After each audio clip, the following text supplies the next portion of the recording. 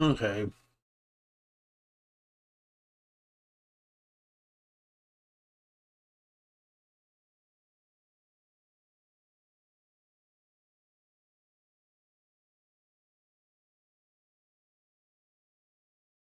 A little late here because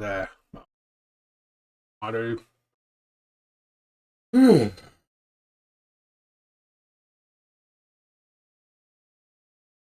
stream, since we're doing these up to Halloween, I'd read some stories that get a little nastier than the ones I read last week, where I kind of just decided let's go a little light. But all right, let me pull out my phone so I can pull up the stream manager to keep an eye on if we get any comments.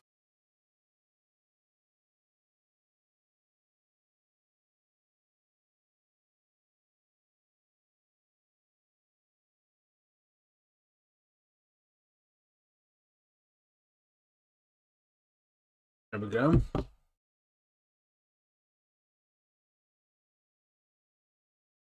Yeah, but before we begin the stories, um, I already have plans on doing a series in December, serializing one of my favorite stories. Um, but November, basically, I have no set plans. I mean, I have a few ideas bouncing around. Maybe I can read some folklore that isn't scary. Maybe I can read some local history stuff. But if anyone has an idea and wants to share it with me, go for it. Worst I can do is say no. Um,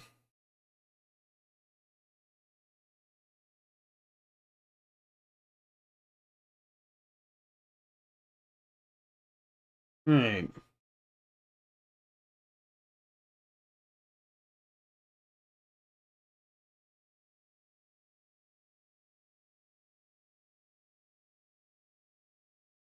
Alright. I'm gonna start with one from Ozark Ghost Stories.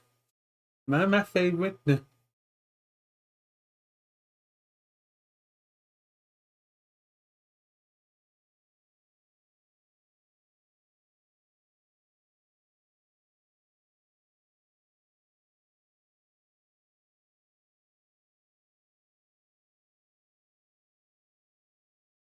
Alright, now in this there are two variants of an old story from the Brothers Grimm called the Juniper Tree. If you're familiar with that, you know it's not a very it's not one of the most famous fairy tales, and there's a bit of a reason for that. This, so they have two variants of the Juniper Tree in here. One has a semi. The one I'm going to read this week has a somewhat happy ending. It's a little more like the Juniper Tree. The other one has a more ghastly ending, and I'm going to save that one for next week. I'm going to read you the one with the nicer ending this week. Um, Alright, so this one is called Blood Red Cedar. Once there who were, yeah. Yeah, I remember that. I just remembered that. I'm trying to project my voice a little, talk a little better because if I just talk like normal, it's kind of low. It gets a little hard to hear clearly. So I'm trying to speak up. But the thing is that I mean, Ozark folks are here, and they wrote it the way they heard it said. So I kind of have to go into a voice here. I'm going to try to project and sound better. Once there were a young man and a young woman who got married and lived in a house on a hill. The woman brought with her a hope chest made out of blood red cedar. In it she kept her linens and things where the moss wouldn't hurt them. When her first child was born, it was a little boy. His skin was white as linen, and his healthy lips were as red as blood-red cedar. They named the boy Will. When Will was a boy, his mother died of a fever. Will's father knew he couldn't raise the boy alone. He married a widow woman who had a younger daughter named Marjorie. Will and Marjorie loved each other like brother and sister, but Marjorie's mother hated Will and wished he would die. One day, there were apples picked fresh and brought into the house. Will came in from the chores and wanted one. The evil stepmother took him to his mother's blood-red cedar chest to get the silver knife to peel the apples with. When Will bent over her into the chest, the stepmother slammed the lid. Will's head fell off into the chest. The stepmother laughed and laughed, but she knew she would have to hide her crime. She set Will up in a chair in the kitchen and set his head on properly. Then she tied a napkin around his neck as if he were about to eat. She put an apple in one of his hands and the silver knife in the other. When Marjorie came to the house, she saw how the apple. She asked if she could have one. "Here, your brother's apple," said her evil mother. When Marjorie asked Will for a piece of his apple, Will did not answer. "Just hit him then," said the evil woman. When Marjorie hit her brother, his head fell off, and Marjorie thought it was her fault. She cried and cried. Now the woman said she would hide Marjorie's crime, even though Marjorie had not killed her brother. The woman cooked Will in a pot and served him for supper. She told Will's father that Will had gone away to live with an aunt. Only Will's father ate that night. Marjorie only cried. After supper, little Marjorie gathered up all the bones, wrapped them in her linen napkin, and buried them under the red cedar tree in the yard. A strong wind blew and the cedar tree shook. Then the cedar gave off its red, powdery pollen as if it were springtime. The red powder whirled around the tree in the wind. It looked as if the tree were on fire. It looked as if the tree were red with blood. The tree shook, and a little bird flew out of its branches. The bird landed in another tree and began to sing. "My mother, she murdered me. My father, he ate me. But my loving sister, Marjorie, buried all my bones beneath the tree. And I came back to sing on high. Oh, what a pretty bird am I." Marjorie laughed and clapped her hands. She knew that the bird was her brother. There was magic in the cedar tree. Marjorie went back into the house. The pretty bird flew over the fields and forest and into the village. The bird landed on the window of the metalsmith's house. The smith was forging a chain of silver to take to the fair and sell. The bird began to sing. "My mother, she murdered me. My father, he ate me. But my loving sister, Marjorie, buried all my bones beneath a tree. And I came back to sing on high. Oh, what a pretty bird am I." The metalsmith looked up. "That tune is the most beautiful song I have ever heard. If you will sing again for my wife, I will give you the silver chain." The bird agreed. The smith called his wife, and with her arms about each other, they listened to the song. The smith put the silver chain around the bird's neck. The pretty bird flew over the houses and roofs and landed on the windowsill of the bootmaker's shop. The bootmaker was making a fine pair of boots to take to the fair and sell. The bird began to sing. "My mother, she murdered me. My father, he ate me. And my loving sister, Marjorie, put all my bones beneath a tree. And I came back to sing on high. Oh, what a pretty bird am I." The bootmaker put down his tools and said, "That is the finest song I ever heard a bird sing. If you will sing it for me again, I will give you this fine pair of boots." The bird agreed and sang the song again. Even though the boots seemed quite large, they somehow fit the little bird perfectly, and he flew away. The pretty bird flew over the river and over the mill pond and landed in the windowsill of the grinding mill. Men were just finishing putting a new stone to grind the corn. The old millstone, as round and flat as a giant's pancake, sat against the wall. The bird began to sing. "My mother, she murdered me. My father, he ate me, my loving sister Marjorie put all my bones beneath the tree, and I came back to sing on high. Oh, what a pretty bird am I. All the men agreed that the song was the most unusual one they had ever heard. They asked the bird to sing it again. Only you will sing that song again, we will give you the old grindstone from the mill. You can build your nest in the hole in the center. The bird agreed and sang again. The men lifted the grindstone. Though the stone weighed many pounds, the bird put its head through the hole in the center of the stone and flew away with it. The pretty bird flew to Marjorie's house and sat above the front door. He began to sing, my mother, she murdered me. My father, he ate me. But my loving sister, Marjorie, put all my bones beneath a tree. And I came back to sing on high. Oh, what a pretty bird am I. Marjorie knew it was her brother singing, and she ran outside. The bird bowed its head, and the silver chain fell off. It fell around Marjorie's neck and made her even prettier than she was before. And Father heard the bird sing, and he came out from the barn. The bird picked up its feet one by one and kicked off the boots. When the boots hit the ground, they were just the right size to fit the father's feet. He took off his old boots and put on the new ones. The evil stepmother came up from the root cellar to hear what the bird was singing. Marjorie and her stepfather told the evil woman about the gifts. She asked the bird, what have you brought for me? The bird had bowed very low, and the heavy millstone fell from its shoulders. It fell on the evil woman and crushed her.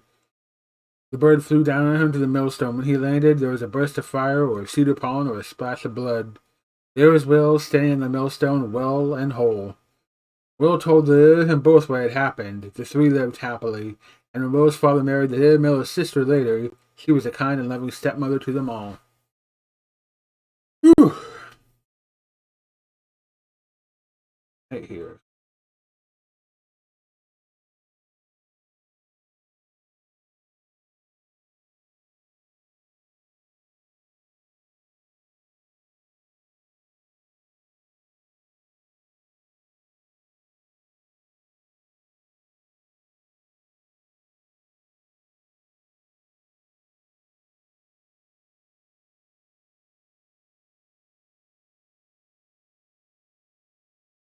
That was one I thought of that.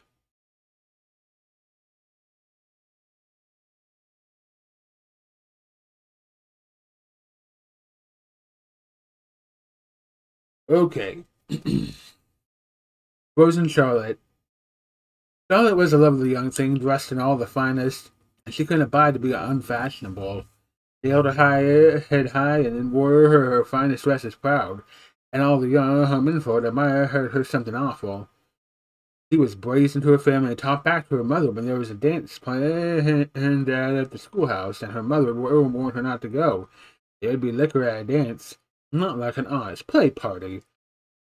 And at a dance, guns were sometimes drawn and difficulties settled by violence. But the finest fiddle in the Ozarks was set to play this dance, and Charlotte wouldn't miss it for the whole wide world.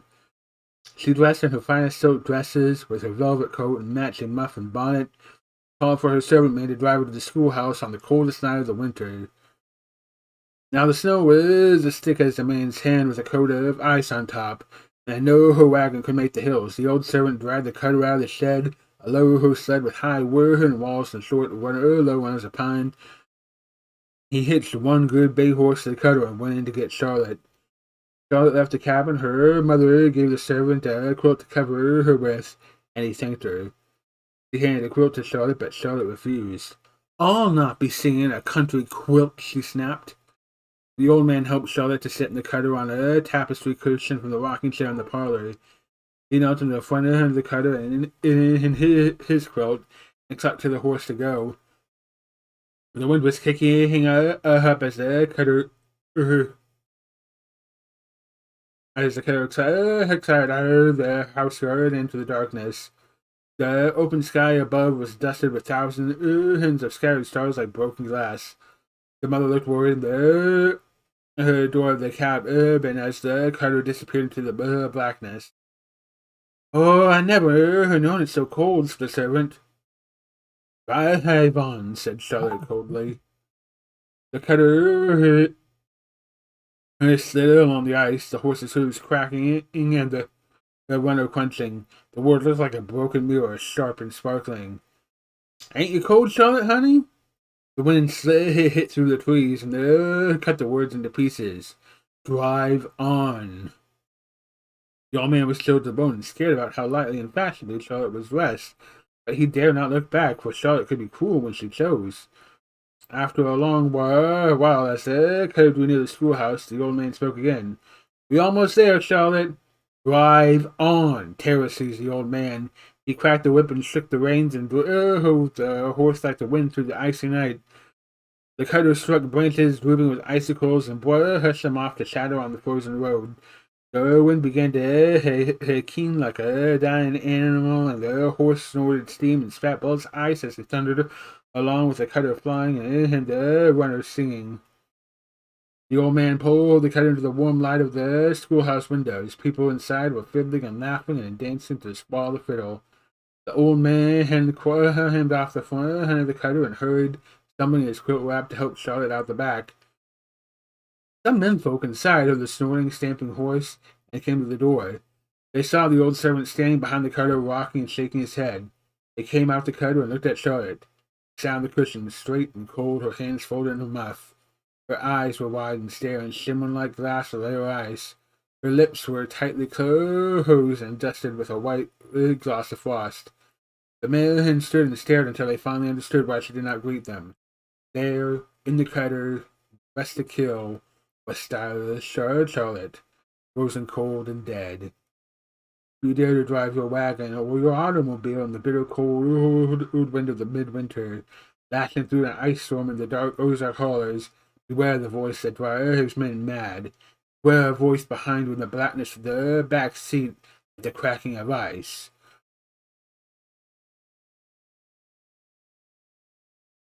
Okay. Susie decided to come and join me here. Susie, do you like scary stories? But do you like stories where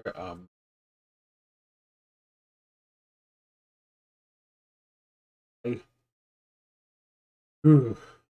wrote my own version of that story where I mixed it with the Vanishing Hitchhiker, which if you know ghost stories at all, you know the story of the Vanishing Hitchhiker, where a boy picks up a girl, gives her a ride, she gets off, and he decides to go check on her, head back on her later, and she's gone because it turns out he didn't pick up a girl, he picked up her ghost.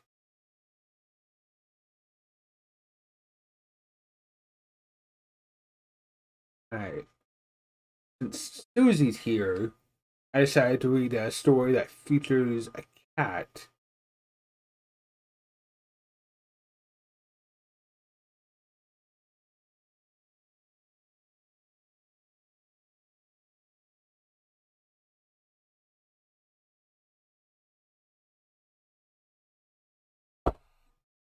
Yeah.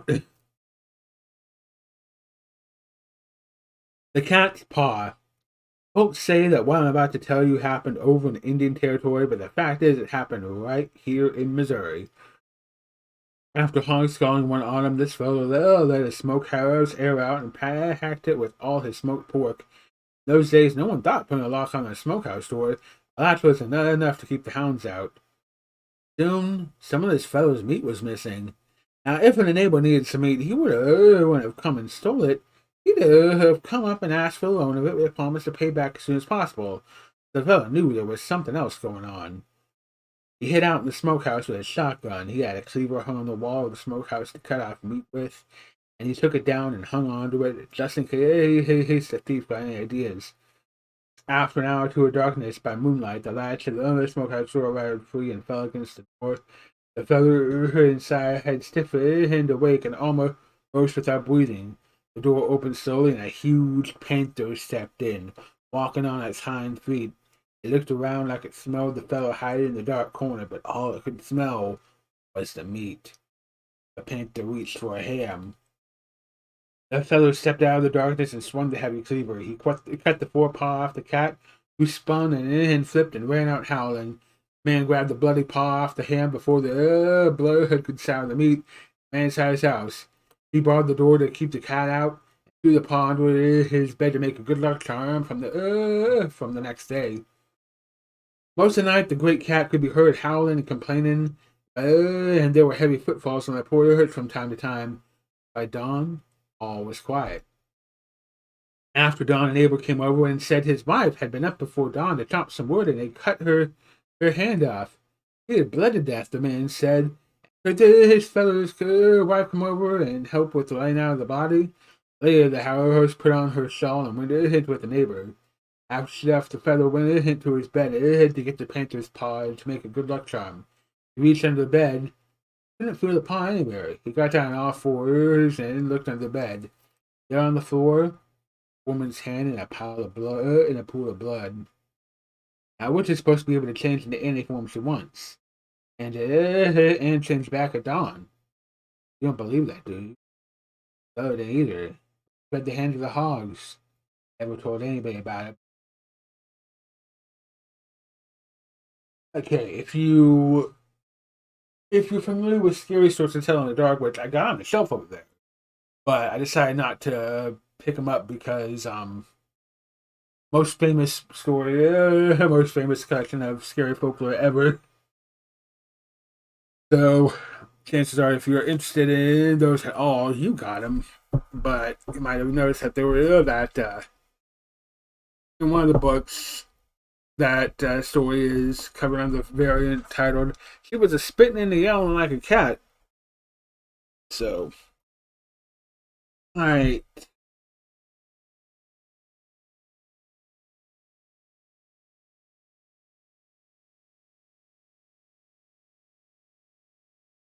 You're being a good girl, Susie. Yeah, if you had spit.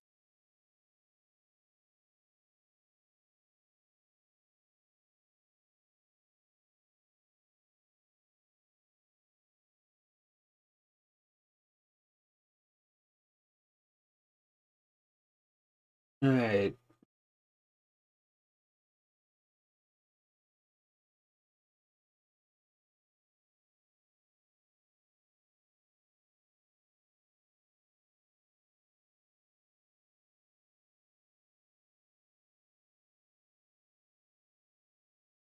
Looking at ghost stories from American Southwest, try to pick one. Alright. So the first week I did this, I mentioned the Fook monster and the story of Sally Baker. Um,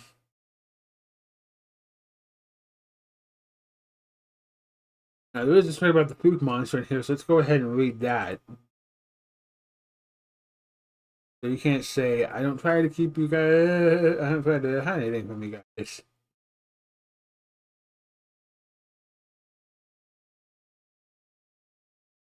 Whew, and it's actually a pretty good one. And right afterward,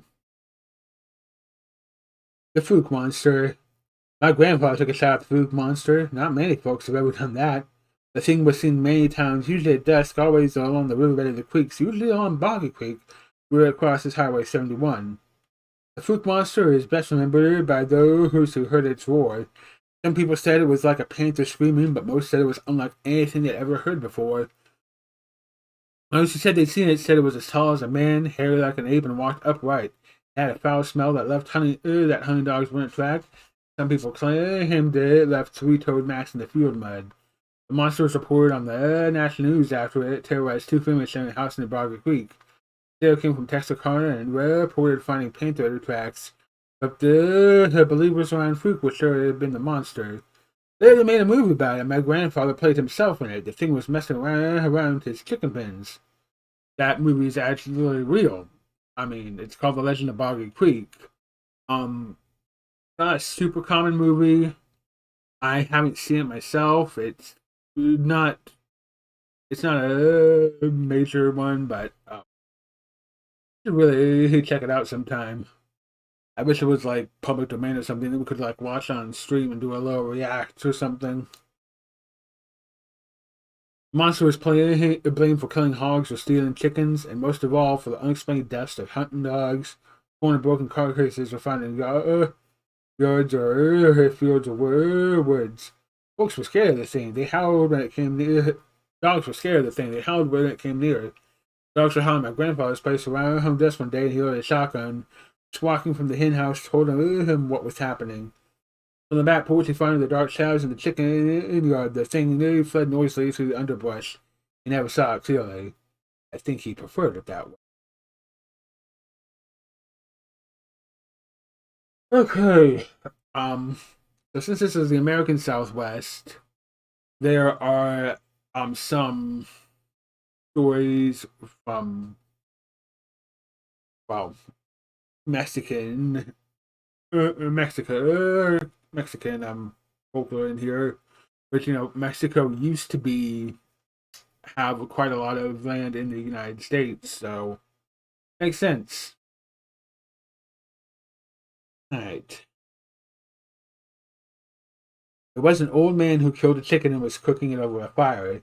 St. Peter came along and asked for a bite. The poor man said, "No, blessed St. Peter, for you neglect the poor. The rich have so much, and the poor have so little. You do not treat us all equally." St. Peter went away without saying anything. Then along came St. Anthony and asked for a bite. The poor man said, "No, blessed St. Anthony, for your bishops neglect the poor. Harbor box in the cathedral is very small, and the offering basket is large. Do not treat us equally." St. Anthony went away with a sigh. Along came Death herself and asked for a bite. "Yes, Sister Death," said the poor man, "I'll give you a bite. For you who take the souls of the rich and the poor, you don't play favorites. Treat us all equally." He gave her a chicken leg, which she ate. "I will give you a merced boon," said Death. "What do you wish?" "Give me what you will," said the poor. "I'll be glad to get it." "I will give you the merced of being a curandero, folk healer, an herbal healer," said. "When you come to cure someone, you must look and see where I am standing. If I stand at the head of the sick man's bed, he is doomed. I will not be able to cure him. If I stand at the foot, I may heal him, but never, never try to heal the ill person if I stand at the head of the bed." And she went away. Man became a curandero and began and grew wealthy, giving out herbal remedies and teas, chanting over the sick and blowing away the bad air from the sick. Each time, if he saw death at the head of the sick person's bed, he said, "This one is beyond help. Only call a priest and pay me nothing." And one night he was called to the bedside of a very rich old man. There stood Death at the head of the bed. "This one is beyond help," said the curandero, but the old woman said, "I will pay you 1,000 silver pesos to cure him." Curandero found he could not finish his sentence. He took out his medicines, began to chant and gyrate in a loud, silly way. He circled the bed, and he shoved Death around to the foot of the bed in the process. Then he healed the man by his normal means and took the 1,000 silver pesos home. He put the money in a bag for safekeeping and placed it under his pillow and went to sleep. During the night, he awoke and turned to look at his money under the pillow. In the moonlight, there was Death at the head of the bed. He was found the next morning with his cold, dead fingers around the money bag.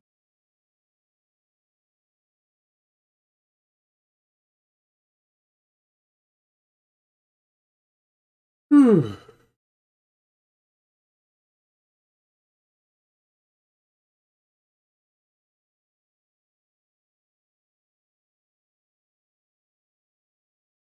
Oh, whew.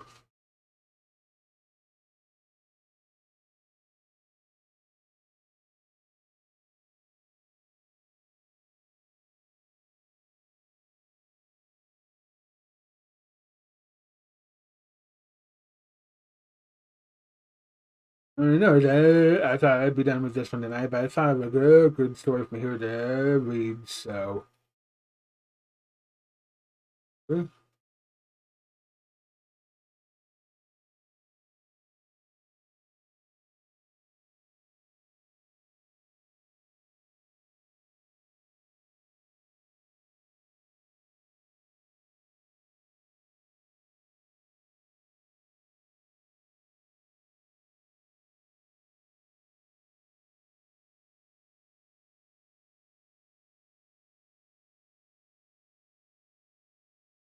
Anyway, a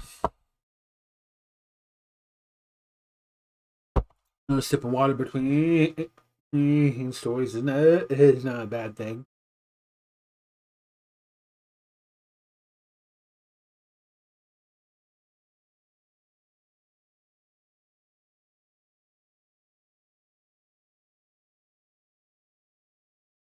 This one is called She's Got Me. Once, not long ago in the farmland in the north, there was a community of plain folks who used the old style farm tools instead of modern tractors and things. The men folk were out in the field one day, and two young girls had taken supper to their fathers and uncles and brothers in the field. Walking home with nothing left of the meal except the dirty forks in their apron pockets, the girls passed the old iron gate of the graveyard. "There's Billy Bear, that old witch today," said the sassy girl to the polite girl, just as the sun was going down. "Oh, you must not speak ill of the dead," said the polite girl. "That isn't nice at all." "I'm not afraid of the old woman," said the brazen girl. "You're just a fraidy cat. Why, I'd go in and just spit on that old woman's grave. But you'd be too scared to come in with me."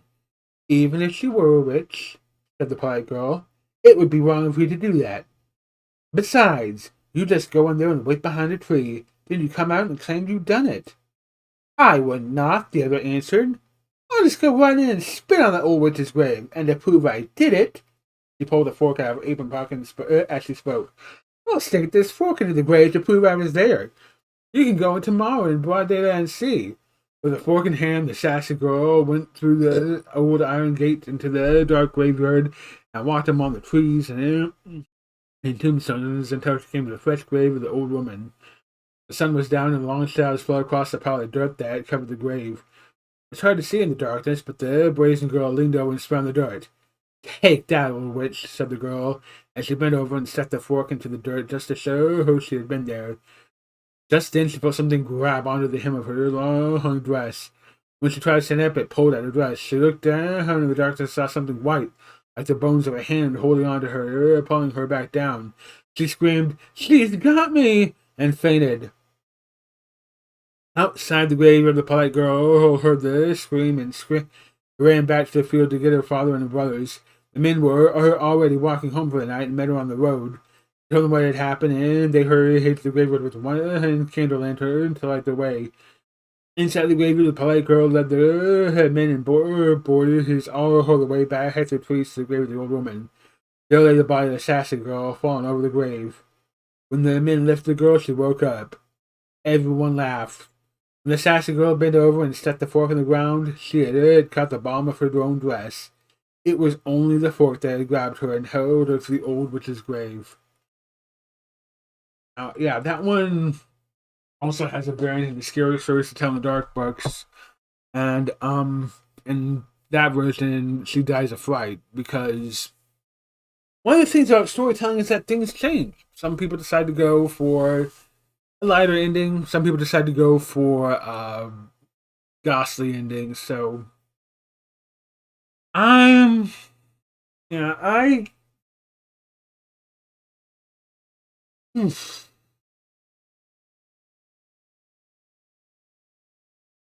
I feel like if you use hmm, death as a quick way to just scare people, that's kind of cheap.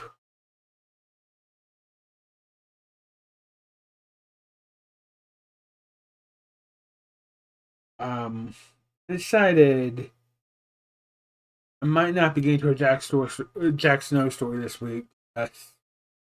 He gets a little long. I love him, but he gets a little long. Um,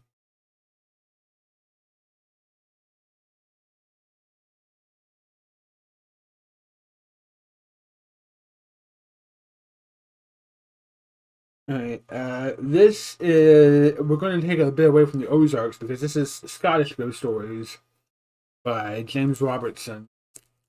And honestly, if you know of scary stories books that tell stories from folklore from other countries, I would love to hear about them because I love reading scary stories from all over the world because there's things that influence each other. There's stories that might be familiar and the stories might be totally brand new. So whether you're reading something that you've already read a variant of or you're reading something totally new, you're getting something good either way. All right.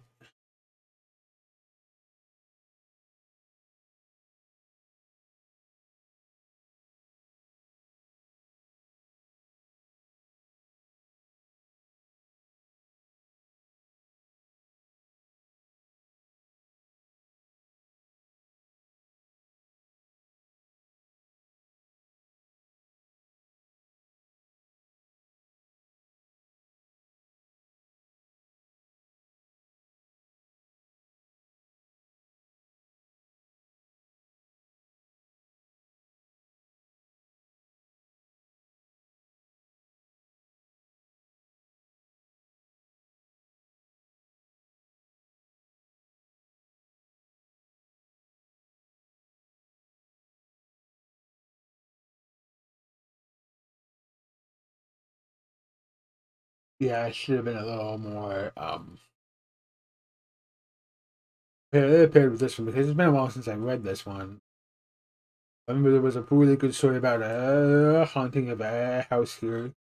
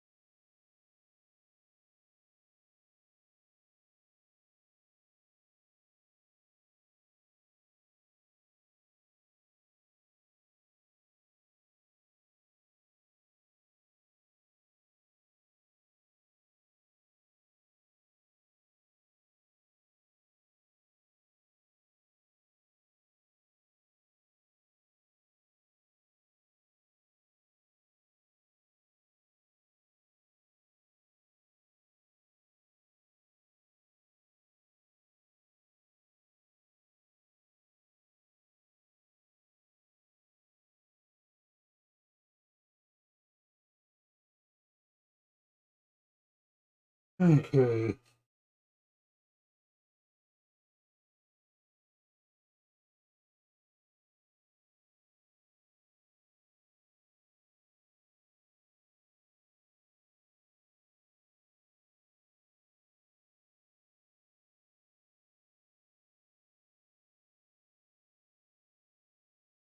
All right. You know what? I'll try to take a look through this and see if I can find something. Find a story for next week.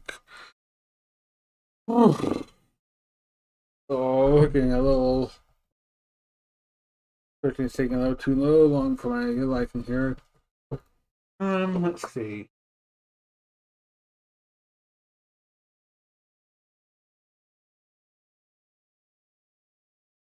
How about we just head back to the Ozarks here?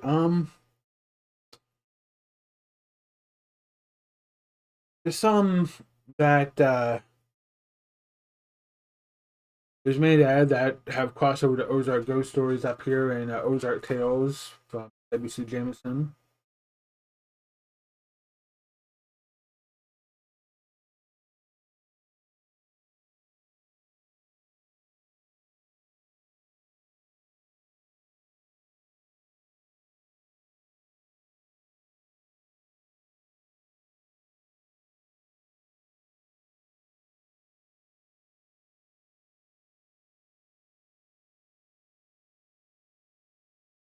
All right, all right. Alf Bolin's Ghost. Though not widely known, Alf Bolin was one of the most notorious outlaws of his time in the southwestern Missouri Ozark Mountains. In recent years, he has become one of the area's most famous ghosts. During the Civil War, Bolin swore allegiance neither to the North nor the South. Instead, he organized a gang of some 30 or 40 renegades, robbers, and murderers, and terrorist settlers and military alike who went to Stone County, Missouri. It was once reported that the Alf Bolin gang was responsible for at least 50 murders. So feared and dangerous was Bolin that the Union Army offered a $5,000 reward for his capture or death. According to local lore, several men made attempts to capture or kill Bolin, but all met their own death at the hands of the renegade. It has also been told that those who tried to take Bolin's life were generally captured and subsequently subjected to horrible tortures before they were put to death.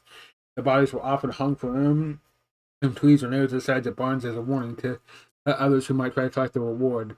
By then, Bolin had deservedly earned the reputation of a madman. Robert Foster, Confederate sympathizer, was fondly instrumental in putting into Bolin's outlaw career. While prisoner at the Union Army at Springfield, Foster offered to capture or kill Bolin in exchange for his freedom. Foster's son Bolin could be lured out to his cabin, only a short distance from the outlaws' hideout. Once there, Foster felt certain Bolin could be apprehended.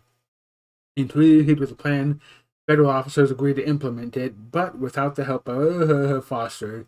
Instead, they sent Corporal Z.E. Thomas to the Iowa Volunteer Cavalry to carry out Foster's plan. Thomas traveled to the Foster cabin and even moved into it with Bolin's wife. According to the plan, Mrs. Foster invited Bolin to the residence, ostensibly to sell home some cattle. Bolin arrived several days later and was introduced to Thomas, who was identified as the Confederate soldier who had escaped from a Union prison. During the visit, Bolin turned to light his pipe. While the outlaw's attention was distracted, Thomas struck him solidly on the back of the head with a plow handle and knocked him unconscious. Thomas, however, was convinced Bolin was dead and dragged the limp form into the barn and covered with hay.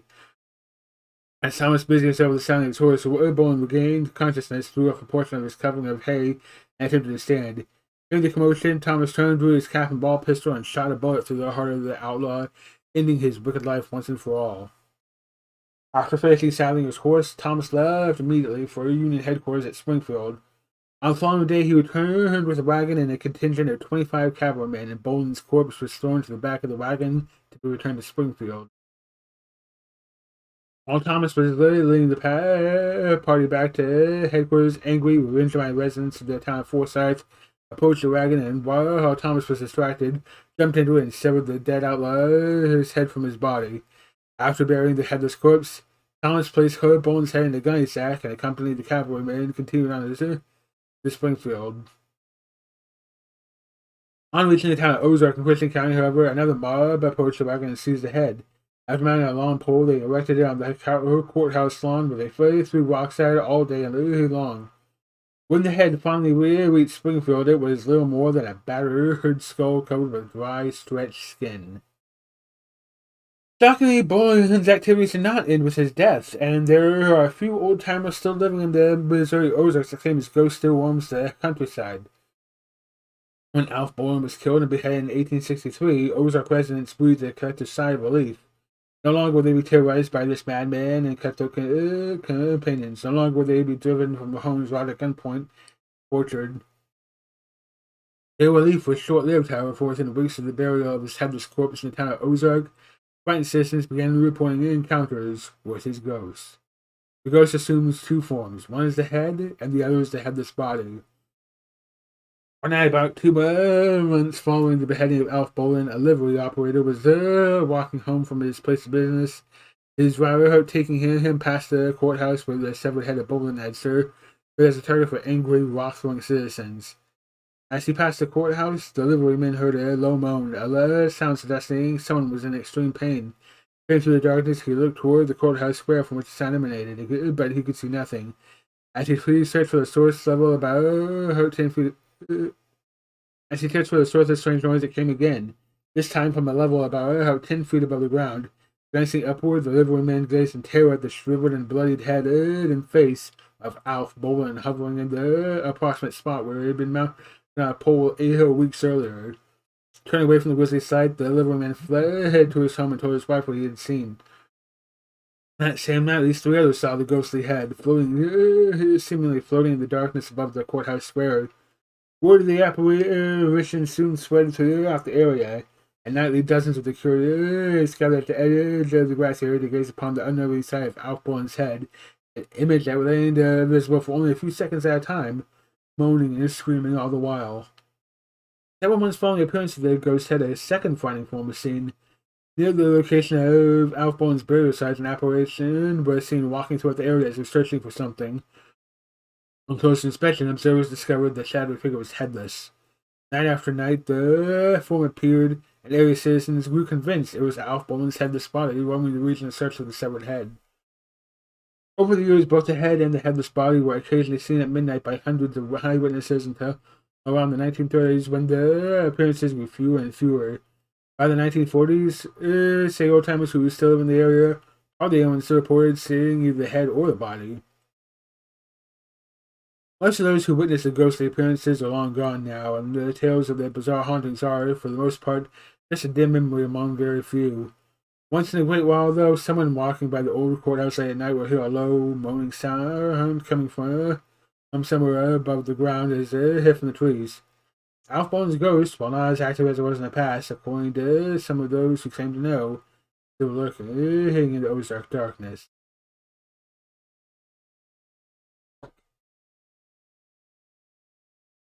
My dad would tell me that there was this place called Murder Rock that was basically a big rock where they would um, leap out at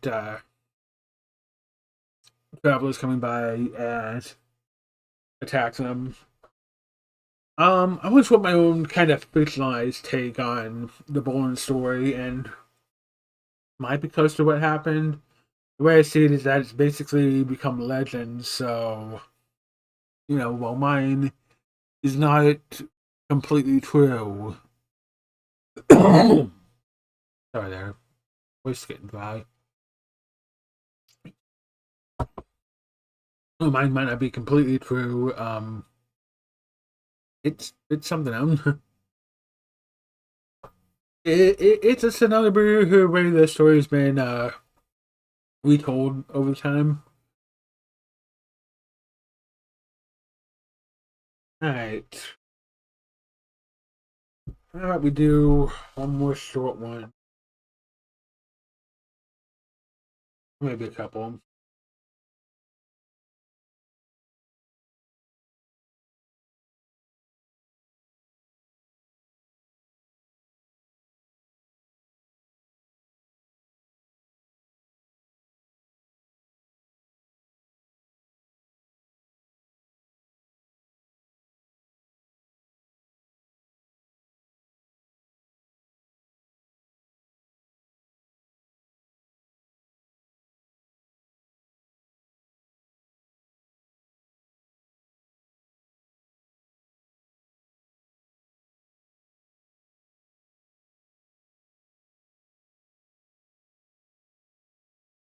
Alright. Since we kind of went for a little grisly here, I'm going to read one very favorite story of mine to close this out this week. That it is definitely more of humor than anything else. Alright. The Pawpaw Lie. Or it's also in Ozark Ghost Stories, The Stealing Pawpaws. It was autumn, and two boys had been out stealing pawpaws from under a neighbor's tree. The families didn't have good pawpaw trees, and the fruit was just ripe, so they waited until the fellow with the good tree was out milking, and they crept into his yard and stole a whole bagful. With two boys, only one sack, they had to divide up the goods. They figured that since it was sunning down, the least likely place for them to be disturbed was the graveyard. A Popeyes called Osage Orange. Um, So they went to the graveyard and hid behind a big, tall head marker just inside the rock wall and started dividing up the pawpaws, saying, "You take this one, I'll take that one." While they were counting, this big old corn-fed country boy came swinging along the road, whistling to himself. He stopped just as he got alongside the boys in the back of the wall. He heard the real clearly saying, "You take this one, I'll take that one." It scared that country boy to death. He took off running all the way to the house. When he got to the porch, he hollered, "Pop, Pop, I heard them. It was the Lord and the devil out in the graveyard dividing up the souls. By the time he got inside the house, his father said, "Son, you've been in the liquor again, haven't you?" "No, Pop, really," said the boy, jumping up and down with excitement. "I heard them dividing up the souls, going, you take this one, I'll take that one. Really, I did." "Son," said the old man, "if you heard that, I want to hear it too." "Well, come on, let's go," said the boy, starting out at the door. "Son," said the old man, "you know I ain't stirred a step with the rheumatism these 10 solid years. You'll have to carry me. That's what I raised you big old boys for. Pick me up and carry me down there." So the great big boy grabbed the skinny old man and set him on his shoulders, and off they went to the graveyard. As they got closer and closer, the boy went slower and slower until he was a creeping up on the graveyard wall. Old man all, those 2 boys were still there, but they were through dividing up the good pawpaws and were down to the last 2. Just as the country boy and the old man had got to the wall and leaned over to listen, one of the other thieves said, "There's not a but these 2 left. You take that big fat one, and I'll take the old shriveled up one." That was it. The country boy had reared back and threw his old gray-haired father off and lit out running toward the house. And his pop, who had stirred a step with the rheumatism for 10 solid years, beat the whole boy home by a full minute. Whew. There we are. All right. Well, thanks for my watcher, and if you're watching this later, thank you for sitting through it. I hope my voice has been better this week. All right. With that, have a good one.